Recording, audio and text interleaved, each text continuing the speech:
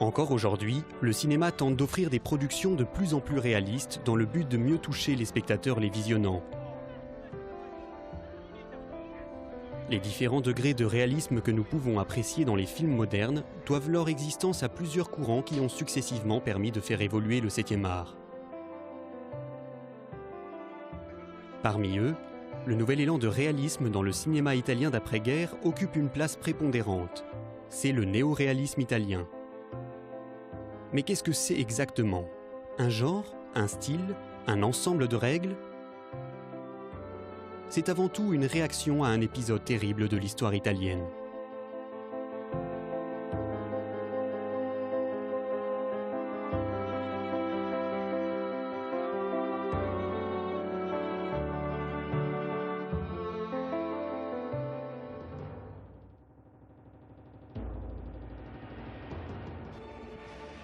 Au début du siècle, le cinéma italien connaît son âge d'or.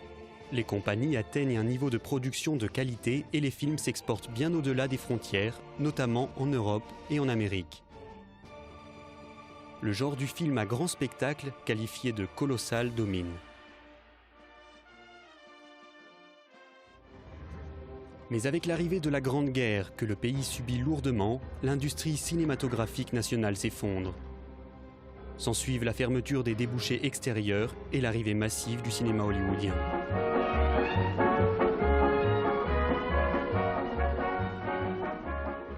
Côté politique, la population, bouleversée par la guerre, se tourne vers le fascisme. Mussolini obtient ainsi du roi la direction du gouvernement dès 1922. Les fascistes tentent alors de relancer une industrie cinématographique en déclin dans le but de montrer les mutations positives de leur politique. Mussolini déclare ainsi dès sa prise de pouvoir que le cinéma est l'arme la plus forte. Un institut de diffusion de films de propagande est alors créé. La dictature s'instaure. L'adhésion au parti fasciste devient indispensable pour faire carrière. Toutes les activités sont encadrées par un réseau de corporations contrôlées par l'État. Le mot néoréalisme fait son apparition dans la critique littéraire en 1929. Il qualifie certains aspects des romans dont le sujet remet en cause la vision stéréotypée de la réalité que donne la propagande du régime. Au début des années 30, le terme néoréalisme s'étend au domaine cinématographique.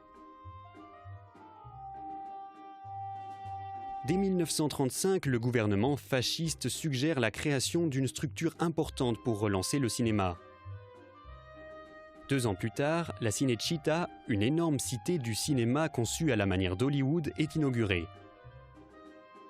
Véritable pépinière pour les réalisateurs, ces studios permettent alors une relance spectaculaire de l'industrie cinématographique italienne.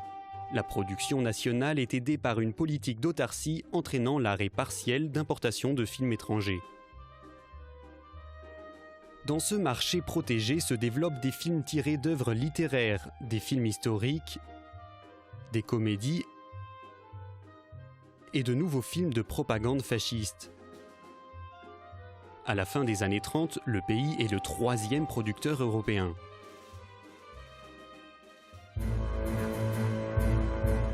Lorsque la Seconde Guerre mondiale éclate, Mussolini, qui est isolé sur la scène internationale, se tourne vers l'Allemagne nazie.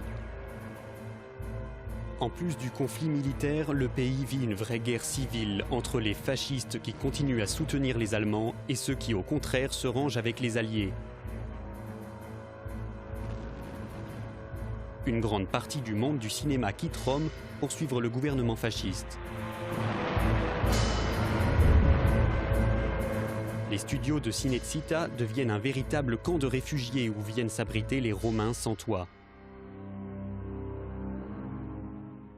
L'entrée en guerre des États-Unis en 1942 aux côtés des Alliés marque un tournant dans le conflit. L'armée italienne, mal équipée et mal dirigée, subit une série d'échecs.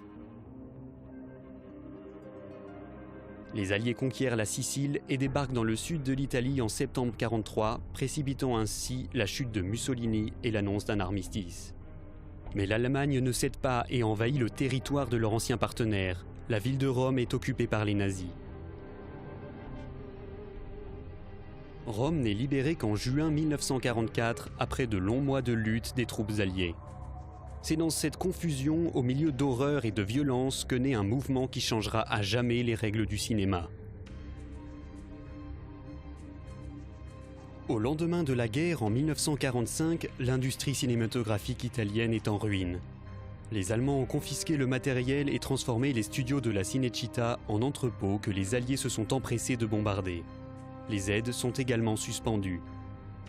Dans les décombres du fascisme et d'une économie en miettes, la nation a besoin de renaître. Le cinéma italien entreprend alors une recherche de l'authenticité humaine et sociale. Les difficultés morales et économiques du pays deviennent pour les cinéastes une source d'inspiration.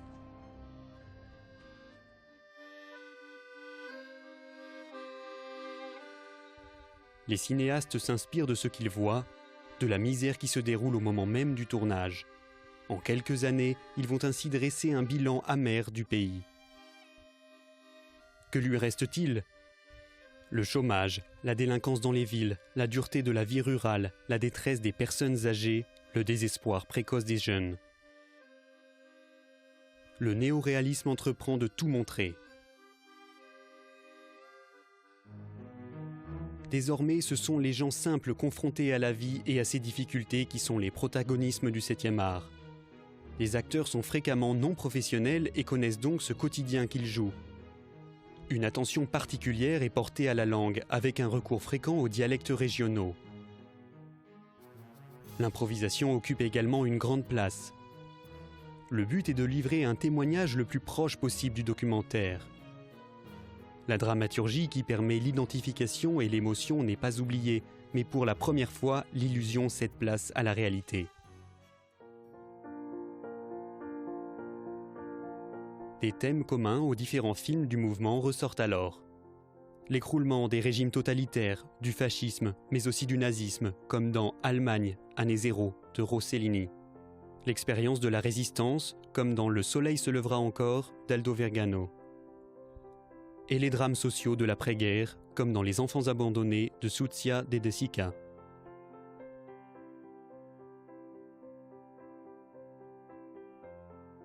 La pénurie de moyens due à l'impossibilité d'utiliser des plateaux de tournage oblige à tourner dans des lieux authentiques.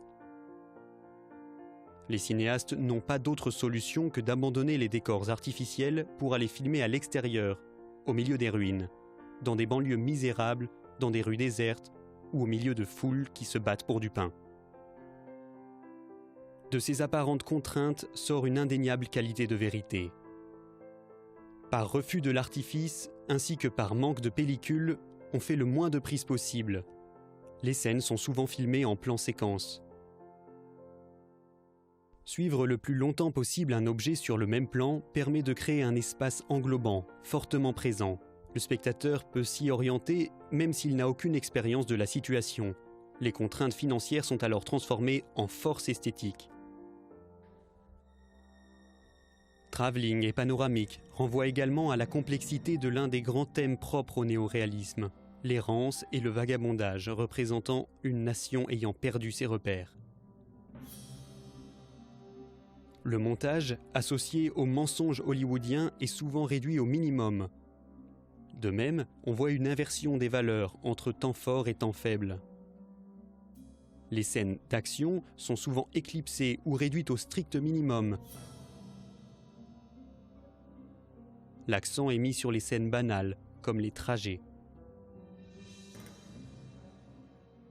Le néoréalisme n'est cependant pas un projet de groupe.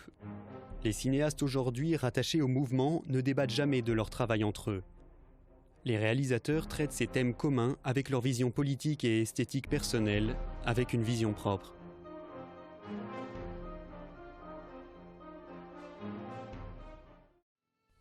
Certains, comme Roberto Rossellini, s'attachent aux désastres matériels et moraux qui accompagnent la chute du fascisme. Avec son film « Rome, ville ouverte », sorti en 1945, le néoréalisme connaît son premier grand succès. Écrite par Federico Fellini et Sergio Amidei, l'action se passe entre 1943 et 1944, quand Rome était occupée par les Allemands et terrorisée par la Gestapo.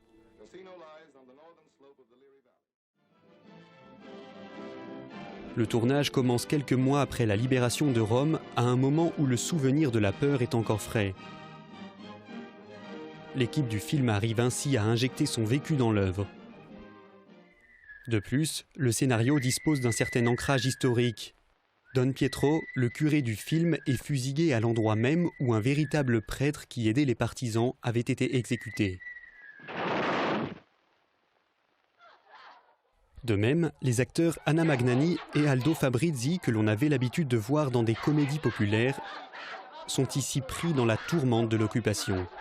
Ils permettent de mettre en évidence la mutation de l'Italie en devenant les symboles d'un pays opprimé.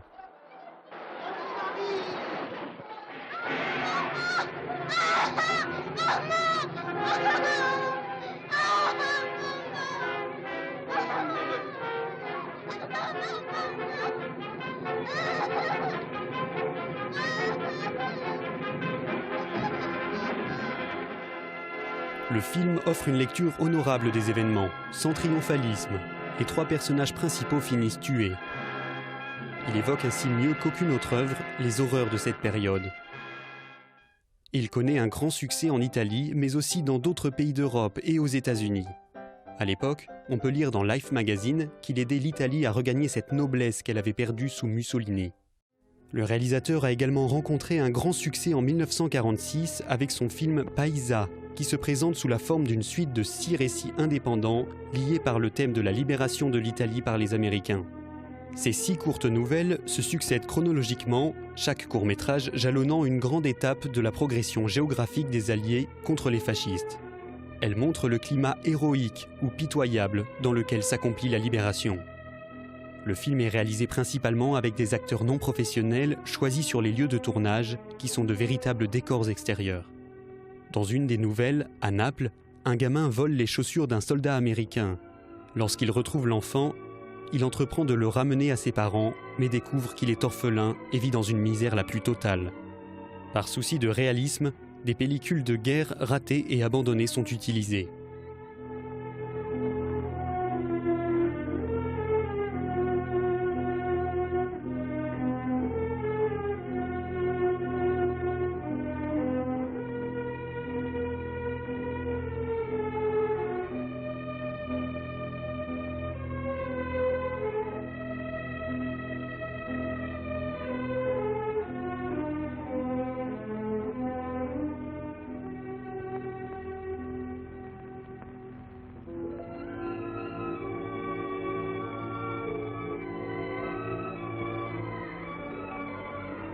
Where's your mother and father?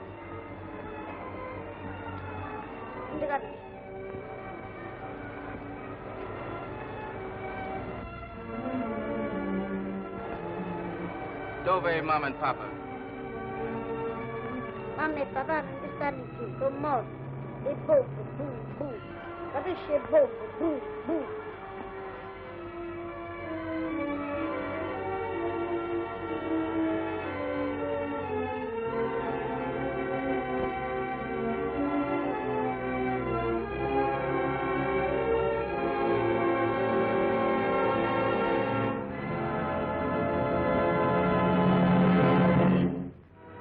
Certains historiens estiment que le dernier épisode de Paisa peut être le plus dur et l'illustration la plus pure du néoréalisme. Les événements se passent simplement, sans effet dramatique. La première scène montre le sort funeste que réservent les Allemands aux partisans, les Italiens qui aident les Américains. Le récit montre ensuite la barbarie sommaire dont sont capables les Allemands. Des partisans sont noyés dans le fleuve et un Américain protestant est tué par balle. Le film se fait ainsi l'écho des douleurs d'une nation cherchant à retrouver sa dignité perdue. Le voleur de bicyclette est également une œuvre majeure du néoréalisme italien. C'est Vittorio De Sica qui réalise ce film en 1947 sur un scénario de César Zavattini. Le film retrace l'histoire d'un père de famille pauvre de l'après-guerre qui s'est fait voler sa bicyclette, l'outil de travail indispensable à la survie de sa jeune famille. Accompagné de son fils, il va tout faire pour la récupérer. Derrière ce schéma simple se cache le récit des efforts d'un homme qui tente de garder son intégrité de paternel alors que tout s'écroule autour de lui, et d'un fils qui découvre qu'il doit veiller sur son père.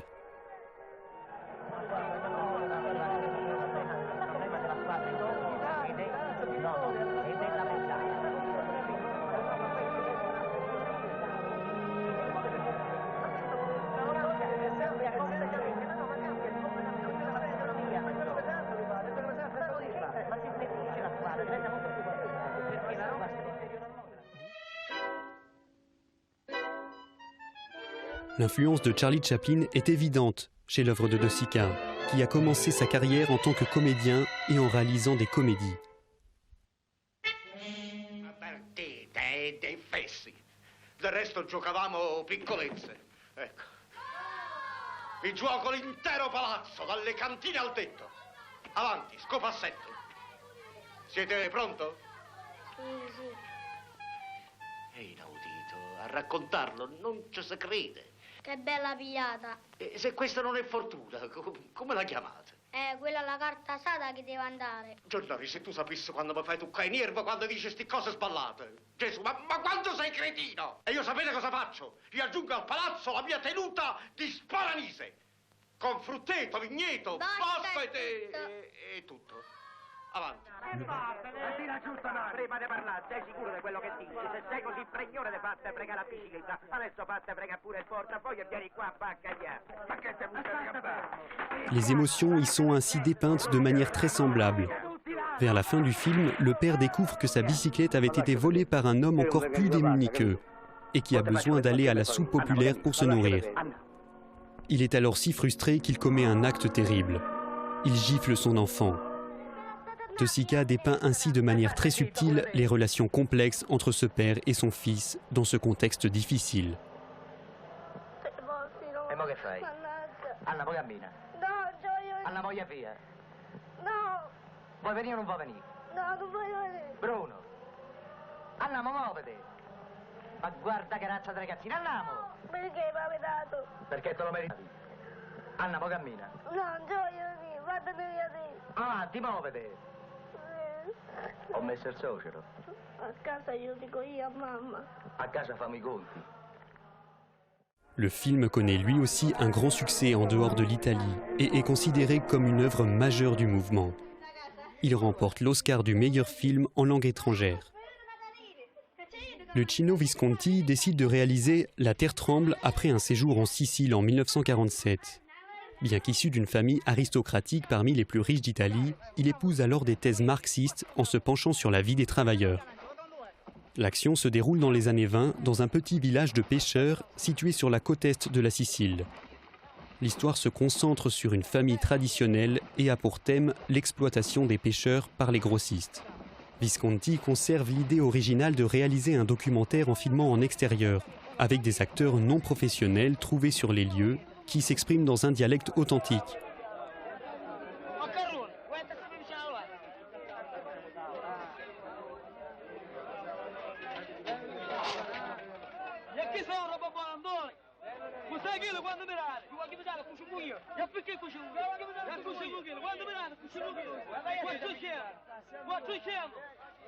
Leur véritable familiarité avec la pêche arrive à remplacer le manque d'expérience dans leur jeu d'acteur.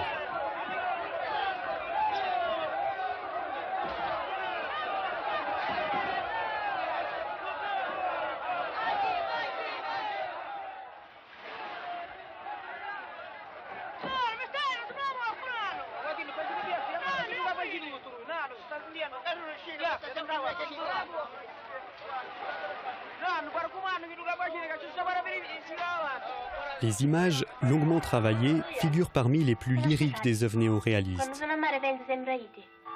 Penso quando già mattina aspettavamo pace. Mio padre non tornava. Ormai saranno tornare. Avete capito, Lucia? De longs plans fixes, qui sont uniquement animés par des variations de lumière ou par une musique lointaine, suggèrent à la fois le temps arrêté dans lequel vivent les pêcheurs et la longue attente des femmes qui guettent le retour des hommes les soirs de gros vent.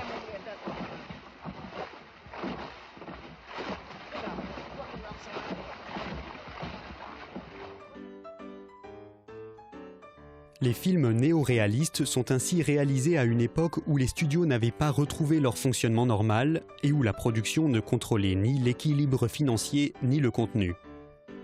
Mais très vite, les producteurs reprennent en main le marché. De nombreux cinéastes, contraints de nouveau à faire des films commerciaux, font du mouvement leur modèle et se veulent ses héritiers. Le néo-réalisme évolue alors rapidement et a tendance à se dédramatiser. Le public italien semble se lasser et revendique davantage un cinéma lui permettant de rêver. On commence ainsi à voir des fins moins dures et moins malheureuses apparaître. La tendresse et la fraternité l'emportent sur la critique sociale et la révolte. Les comédies de 1952 comme Les fiancés de Rome d'Emer ou Dessous d'espoir de Castellani sont assez représentatives de ce mouvement désigné comme néo-réalisme rose. Certains considèrent également que le mouvement est tué par l'État. En 1948, la victoire de la démocratie chrétienne, parti italien centriste, donne le pouvoir aux conservateurs. Les années qui suivent sont largement influencées par Giulio Andreotti, dirigeant du parti. Il établit une liste noire sur laquelle figurent des réalisateurs de gauche, censure de nombreux films et finit par décourager ceux qui tentent de continuer à donner un sens au néoréalisme. Certains sujets, comme la résistance, doivent être évités. Guido Aristarco, directeur de la revue Cinema Nuovo, et Renzo Renzi, cinéaste, sont arrêtés et jugés en 1953 pour avoir remis en cause l'armée italienne au travers d'un scénario. Le néoréalisme se transforme alors en un symbole d'une période où le cinéma était libre et où le vrai peuple italien était représenté. Plusieurs grands cinéastes italiens avouent leur lien de parenté avec le mouvement. Pasolini, qui arrive 20 ans après, oriente ses films vers ce qu'il appelle le sous-prolétariat, une population qui végète dans la misère en banlieue de villes sans moyens de production. Il l'oppose à une petite bourgeoisie dont il est issu et contre laquelle il se dresse. Dans Mamma Roma, Pasolini reprend les thèmes du néoréalisme, l'errance, les terrains vagues, les immeubles en ruine, la vie des prolétaires. Il filme de longs moments où il ne se passe pratiquement rien, laissant le temps réel que prendrait une action peu importante, ou se fige en gros plan sur des visages pour en capter toutes les émotions. Par la suite, d'autres mouvements cinématographiques se trouvent eux aussi fortement influencés par le néoréalisme. Le cinéma novo au Brésil, le cinéma taïwanais,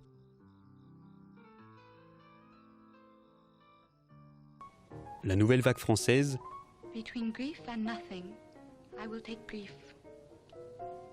Entre le chagrin et le néant, je choisis le chagrin.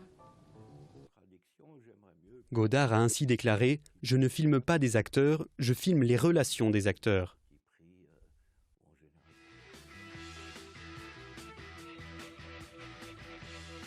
De très grands réalisateurs du nouvel Hollywood, notamment Martin Scorsese et Francis Ford Coppola, ont également exprimé l'importance du mouvement dans leur culture.